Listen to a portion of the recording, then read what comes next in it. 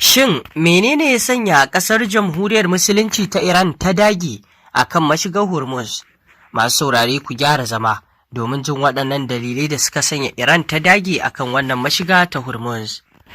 Bayan kwana 10 ana musayar lugujen wuta tsakanin ƙasar Amurka da Isra'ila game da iko kan mashigar Hormuz.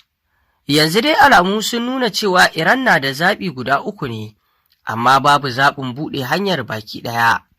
Zaɓi na farko shine ƙasar ta amince da mafi yawan abin da Amurka ke buƙata.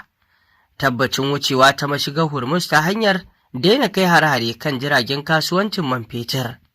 Dakatar da shirin makamin nukiliya tare da bayar da dama ga hukumomin da suke sa ido kan makamin su ziyarci cibiyoyin makamin ƙasar ta Iran. Ita kuma Iran za ta buƙaci Amurka ta ɗage takunkuman da ta ƙaƙaba wa ƙasar, ta samu tabbacin daina hare-hare, sannan kuma Amurka ta buɗe filayen jiragen ruwanta da ta rufe. Za a iya cewa wannan shine mafi sauƙi a ciki, amma kuma a siyasance abu ne mai matuƙar girman gaske. Sake buɗe mashigar Hormuz ba tare da tabbacin Iran wajen kulawa da ita ba, tamkar miƙa abin da wasu 'yan ƙasar suke gani babbar kadarar ƙasar ce a yakice, wadda suke ganin ya fi aiki sama da makaman ƙasar masu linzami da ƙungiyoyin da take ɗaukar nauyi da dama shirin nukiliya. A karon farko, Iran ta nuna wato kwanji wajen nuna ƙarfin ikonta kan tattalin arzikin duniya idan an kai mata hari a ƙasarta. Shirin makamin nukiliya dai, an sha nanata cewa haƙƙin Iran ne da ba zai yiwu a tilasta mata watsar da shi ba. Zaɓi na biyu shine a ci gaba da gwabzawa. Iran za ta iya ci gaba da kai hare-hare a sansanonin sojin Amurka da ke yankin da jiragen ruwa da sauran muhimman wurare a ƙasashen yankin Gulf, inda take wato tunanin tsadar farashin makamashi zai sa Amurka ta ɗaga ƙafa. Wannan shi ne zai fi zafi a sha'anin harkokin soji. Ci gaba da wato ragargazar ƙasashen Gulf zai ƙara wato kusantar da ƙasashen da shiga cikin yakin. Zaɓi na uku shine a ci gaba da yadda ake a yanzu. Matsin lamba kan sufurin jiragen ruwa da tsadar makamashi zai sa ta ci gaba da jan ƙafa, wadda bai kai a koma yakin gadan-gadan da Amurka ba.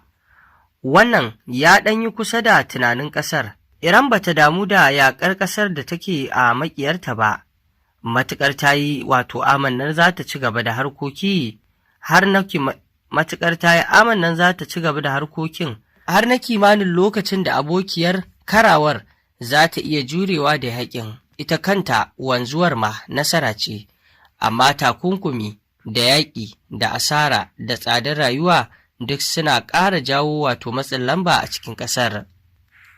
Sai dai kuma wani hanzari shine idan Iran ta ci gaba da amfani da mashigar Hormuz a matsayin makamin yaƙi, nan gaba kaɗan za ta iya rage ƙarfi saboda ƙasashen za su fara lalubo wasu hanyoyin kasuwancin makamashi da sauran wato kayayyaki daban. Wane ne ke ɗaukar mataki a Iran? Wata matsalar ita ce rashin tabbas kan haƙiƙanin wanda ke riƙe da madafun iko na ɗaukar mataki a ƙasar. Wannan wasu haka suke gani, amma kuma ko ba a faɗa ma ba, kasancewa Mujtaba Ayatollah Ali Khamenei shi ke riƙe da iko. A zamanin Ayatollah Ali Khamenei, wanda aka kashe sakamakon wato hararen Isra'ila da Amurka a Iran a watan Fabrairu, da zarar an samu matsala, shi kawai ake jira ya faɗa yadda za a yi. Watanni bayan kashe shi, har yanzu ana ganin alamun gibi a shugabancin ƙasar, musamman wajen ɗaukar mataki. Shugaban ƙasar Masoud Pezeshkian da jami'an diflomasiyarsa za su fi sha'awar sulhunta tsakani domin ɗage takunkumai da samar da zaman lafiya.